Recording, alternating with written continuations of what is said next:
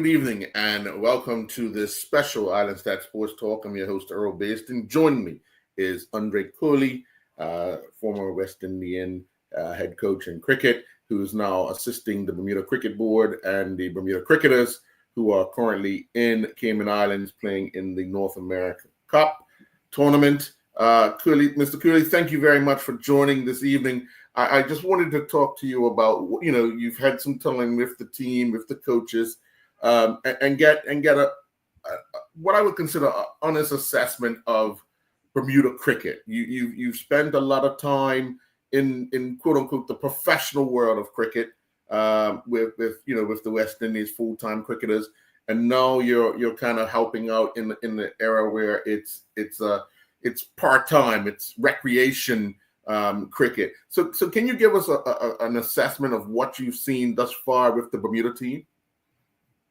All right, thanks for having me on here, and hello to your viewers and listeners.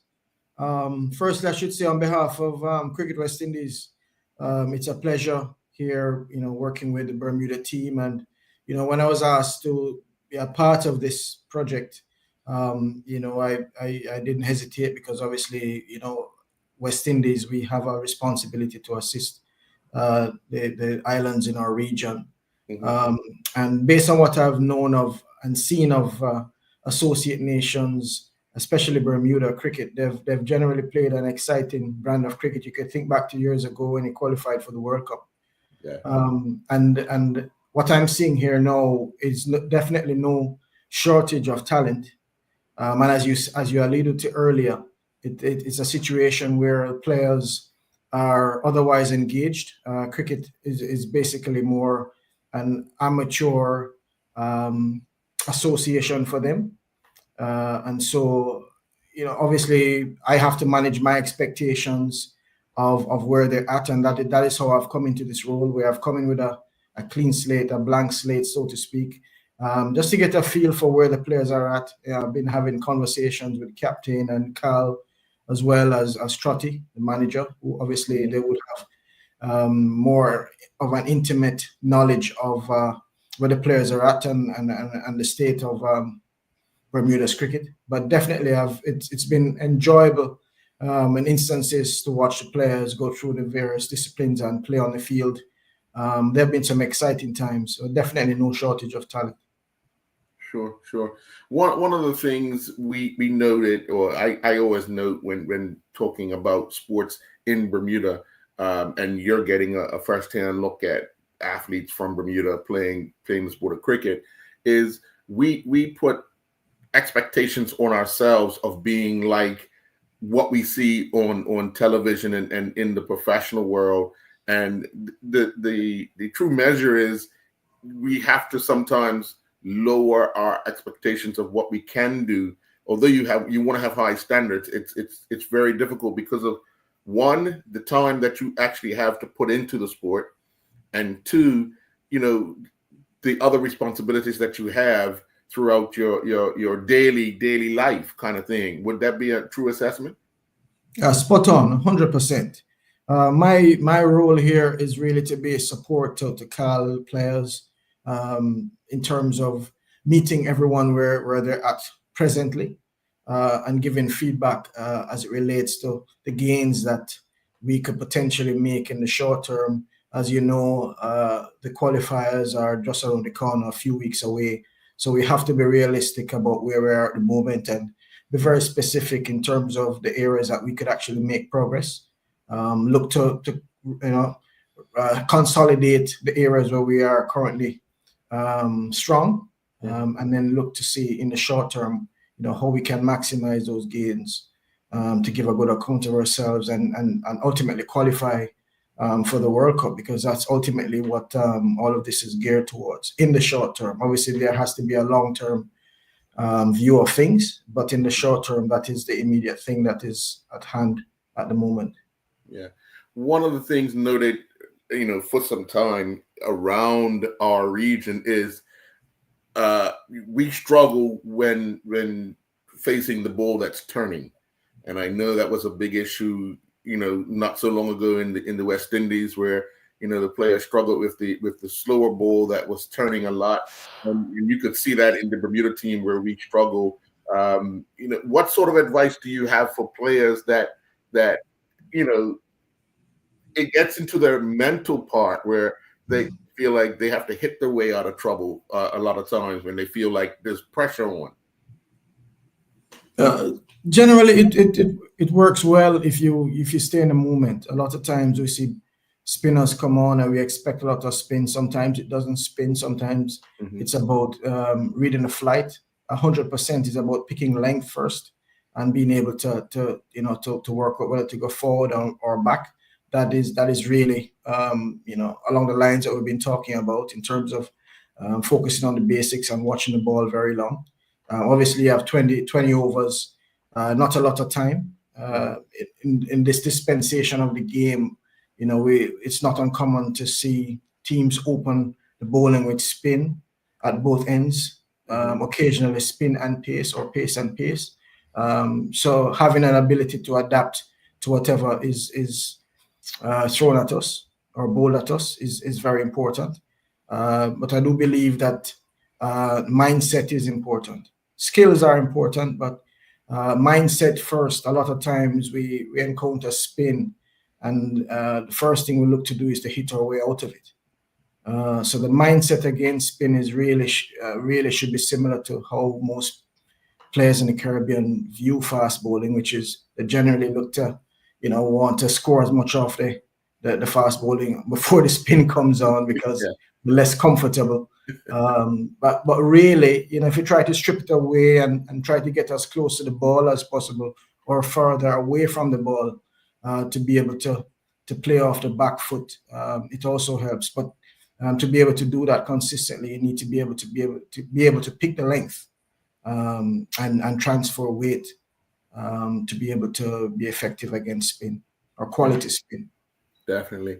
Now, let me ask you, when you would have been in talks about taking up this particular role in assisting Bermuda, what were some of the things that went through your mind first that, you felt your expertise could lend a hand to helping us to achieve a little more and eventually down the road qualify for the World Cup? Well, having been at a couple of World Cups and having seen how we approached under two different head coaches, Darren was captain, and we were able to win on those two occasions. Being there and experiencing how we progressed through the different stages to ultimately becoming champions. Obviously, that is at the very top end. But also having spent approximately 6 years coaching in our regional cricket, where the resources are similar to what you potentially are equipped with at the moment, where it was only myself and another coach. I had to take on coaching and managerial responsibilities with maybe a physio or a trainer. So I've been able to draw on that a bit more in terms of what is being more supportive and being more understanding of what Kyle as a coach and a captain potentially have to go through and the workload that they carry, but also to be able to manage the expectations to meet the players where they're currently at the moment. Obviously, some of the things that potentially stand out, they're not at a acceptable level of fitness as a squad. There are a few players who are of a high standard of fitness and definitely help to pull everyone along, but that is definitely an area going forward where we'll have to look to target and be strategic about it. As you said, a lot of these guys or players also have secular jobs. So being able to be strategic and work around those and prioritizing what can be done when. And having some amount of consistency to be able to make small gains that potentially translate into a big impact. Frey and Del Rey have been really good here from a batting standpoint, where they've batted the majority of the overs in the middle.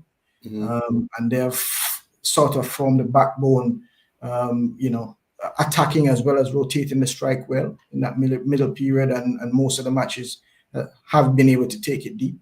I think Fobler has been very good in terms of how he's managed his flight and pace on the ball. And we've had a couple of fast bowlers. Burgess is one who's always willing to hold his hand up. But then young Proctor is someone definitely for the future. And then even most recently, Jared joined us. Yeah. Definitely an exciting prospect. His whole mindset is about moving the game along, and really about playing more cricket and being able to make better decisions based on the game situation. But very exciting prospect, so to speak. I think there have been instances where I've been very good in the field, but we've also been challenged in the sense where we've had to play 5 matches in 6 days. Played a couple of warm-up matches or practice matches Right. after arriving, and then one day, and then 3 days on the trot. So if you think about players who have not had a lot of preparation leading into this, they would have had to go through a lot in the last 6 days. So it's been massive learning for them, I'm sure, as the feedback has shown, and also massive learning for me as well in terms of where the players are at and potentially some time that we have in Bermuda coming up and ahead of the qualifiers when we do go to Canada, then we're better able to over the coming weeks put the best support in place to allow the players, or each player, once selected, to be able to give a good account of themselves in a few weeks' time. Sure. Let me ask you, how much psychology goes into the sport now? Sport has changed a lot. It's a lot more off the field, realizing what you're able to do, a kind of reality check. So how important is psychology in a sport like cricket? Well, massive, because being able to make decisions, I mean, based on the game situations and be able to stay in the moment versus thinking about 2 balls before or the over to come next. It's really important. Being able to stay in the present and be able to make good decisions is important. Also, being able to set certain goals and be able to meet them over a period of time is also important. And then also being able to be realistic in terms of where we're at is also really, really important. There are a lot of times you could overreach and you think about the result. So one of the things we've been really discussing is really around how can we be consistent around focusing on our performances versus wins. So if we are consistent in the things that we have agreed that we want to focus on and we want to be good at in the batting, bowling, fielding, given the game situation, then more often than not, that should put us in a position to win matches versus thinking about winning at the start. Ultimately, the goal is to win, but there are a few things along the way that you need to do consistently to be able to do that. So staying in the moment and clarity around roles is also powerful. So someone actually goes into a tournament, goes into a match with a clear mind and mindset around the roles and what his expectations of him are. That's also powerful versus going into a match or a tournament and not really knowing what is expected. So those are things that could potentially build a level of confidence that can become infectious, and then the team, each other can feed off of that. Yeah. Can you give me your assessment of the amount of cricket that's played in the region, especially in the younger ages, to help develop the players? Well, I mean, across the Caribbean, as you know, in the West Indies, the main islands that make up the West Indies, there is an established, and it has been for years, youth cricket under 15, under 17, under 19. I think under 15s and under 17s are more recent.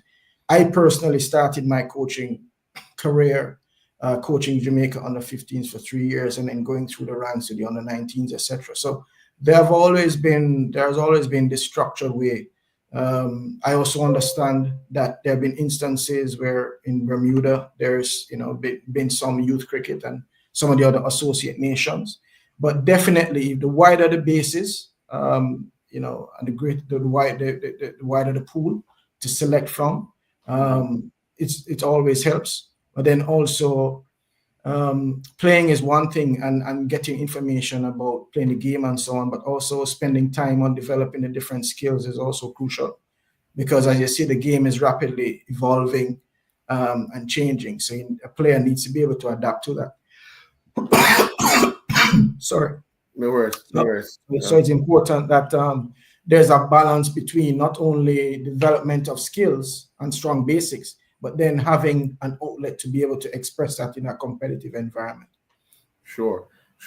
When we look at you talk about the game evolving. We went from 60 overs to 50 overs. We're down to T20, and and now they're looking to put T10s in for the Olympics and other sports, other events. Does this kind of hinder the game? I know it's good for television, but does this hinder the game? Well, listen, players need role models. That is how a lot of players actually get an opportunity to model themselves outside of the interaction that they have with their coaches. So, if you think about the days when, West Indies were dominant, we had role models that we could look up to. And that is always powerful. We see more so in the T20 game.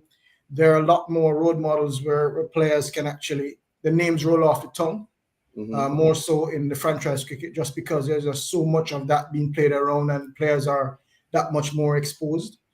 So it's very important, for us, for the players, young players, to have role models. Interestingly enough, I was having a conversation with a few of the younger players in the squad. And we were discussing a few things around one or two of the matches that we had already played here. But then we got into the situation where, discussion was centered around them being role models without even knowing or even wanting the tag of role models, because then potentially you have younger Bermudians who are in the game or been exposed to the game. The present players are playing for Bermuda and potentially are going to qualifiers. And a strong possibility of qualifying for the World Cup. So they themselves are flying the flag of Bermuda and so on. So they themselves are ambassadors, they are role models. So, by playing and exhibiting their standards or their skills on the world stage, they can actually influence and encourage the development of players younger and below them at the moment. Quick question on West Indies cricket. We've seen what I would consider a decline in fan base when I say watching them play on a regular basis at home. What would you attribute that to? Where before you had stands were bursting at the seams. Now it seems that is not the case so much. Well, when you think about the shorter version, the 50 over and the T20, we have over the recent few years, we have pretty much had full stadiums, and the difference has been around the red ball, and it is not uncommon in first class cricket around the world nowadays. You don't find a lot of people watching cricket as they would have in the past. Even some test cricket, you don't get a lot of following. There are only certain marquee tournaments, for instance, like the Ashes, and when certain teams play, that you actually have a good crowd. I mean, in Australia, in early of 2024, I think we averaged about 30,000 spectators each day of each test match that we played there. In England, we were averaging about the same, if not more, for all the test matches. So people still feel that West Indies is a viable brand, still an exciting brand. Once we're at our best, we do capture the imaginations of everyone. But as you said, there have been instances where the turnout for matches, but more so I would say test cricket. Even recently when we played test matches at home, we have had more spectators than we would have had previously. So I do believe that we're on the up and up as it relates to the West Indian public coming out more, and even a younger generation. Older generation is still obviously still cotton cricket and still looking for us to do well. Yeah. They remember the years of 30 years ago, Uh-huh. etc. So yeah, I mean, there has been a definite decrease in the viewership of, I would say more so the red ball, but I do see a resurgence of it just because the pace of Test cricket has also increased, with a plethora of T20 tournaments, and more Test cricketers are being involved in T20, etc. Sure. Which I do believe that you'll actually see more people coming out to watch cricket. Hmm. Well, Bermuda have possibly 3 more matches left in this tournament where we play again. The group stage finishes tomorrow, then semifinal and final on Saturday and Sunday. But if you was to give a grade of what you've seen thus far, 1 being the lowest, 10 being the highest, where would you put Bermuda right now? Now, I would respectfully refrain from doing that just because of where the players have come from, and it's not natural to play 5 matches in 6 days. We have a couple of days off, and then we play again our fourth match in about 2 days' time. I think that will give us a better indication of where everyone is at, where they've had an opportunity to knock the rust off, so to speak, and then review and then be fresh. So we haven't done probably had one training session, which I wasn't here for that, but I got in straight to the cricket. So we haven't even had an opportunity to practice. Okay. So the guys have had to hit the ground running here. And, you come up against one or two of the other associate nations who have been training, etc., and potentially playing more cricket. Yeah. Uh, so I think that it's still early days to give a. I would potentially want to hold that for the end of the tournament, once you've had an opportunity to see them over a longer period of time. Okay. But the focus here has been around recovery and rest to ensure that everyone is available for selection. That's really been the key here. So if you're willing to wait for a few days or whatever, then we can revisit.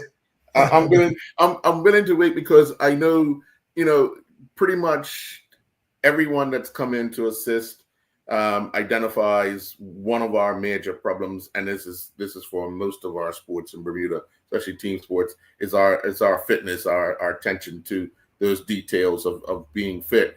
And then there's the other minor things that we need to attend to. But I just wanted to get, a fair assessment from the outside looking in. You don't know these guys, you just getting to know who they are, kind of thing.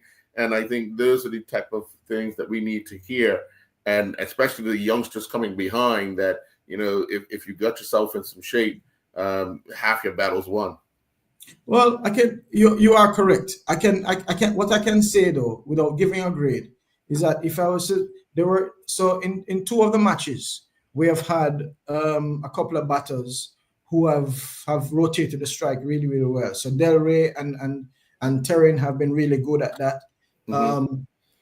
Del Rey more than has been, he's a lot bigger, a lot more powerful.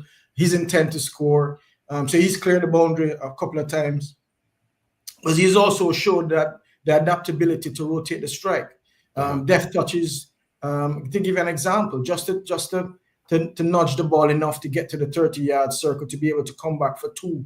That's a skill in itself. Yeah. As opposed to taking one or hitting a boundary. There have been instances where we have taken a couple of diving catches, square of the wicket. In the ring, then we have taken a couple of blinders on the boundary, because there's been a strong wind here occasionally across the field in one direction. And then from a bowling standpoint, there have been instances where we have shown good skill, in particular, pace off the ball. So certain variations of slower balls, different types, the occasional Yorker, and then some of the spin has been around good flight, being able to land on the stumps, challenge the stumps, but then occasionally being able to challenge an outside edge as well. So I think one of the things as well is that Sinney, that's Sinclair. Sinclair, yes. Has been really good behind the stumps. He's been very tidy. And obviously that always gives a bowling unit a lot of confidence and conviction, knowing that we have someone behind the stumps who's quite competent. So when you look at those types of observations, what we want to be able to do is for more players to be able to do those things, and for the team in general to do them for longer periods, to then become more competitive and put ourselves in position to win games. So it's really about identifying what we're currently doing well. How can we do them for longer? And then what are the things that we obviously need to be adding in the short term? Sure. Well, I want to thank you very much for your time. And I do appreciate, and I know a lot of Bermudians appreciate the assistance that you're lending to the Bermuda team, taking your wealth of knowledge and helping them, not just for this tournament, but down the road for the World Cup qualifiers. Obviously, we look forward to what your input will do to assist this team in trying to progress to that World Cup. So again, thank you very much. Like I said, we have a few more games left in this tournament, and we'll get back with you at another date and get a true assessment of what you saw and where we can go. How's that? That's good. It would be good to get Calendar on. I'm sure it'll be a very interesting three-way conversation.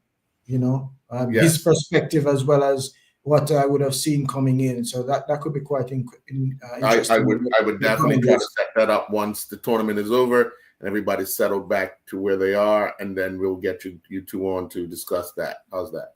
Yeah, sounds good. Sounds All good. Right. I could always crack the whip on Mr. Waldron. Don't worry. Okay. Thank you very much. Enjoy the rest of your evening and enjoy time with the Bermuda team. All right. Thank you. And same to you, your listeners and viewers.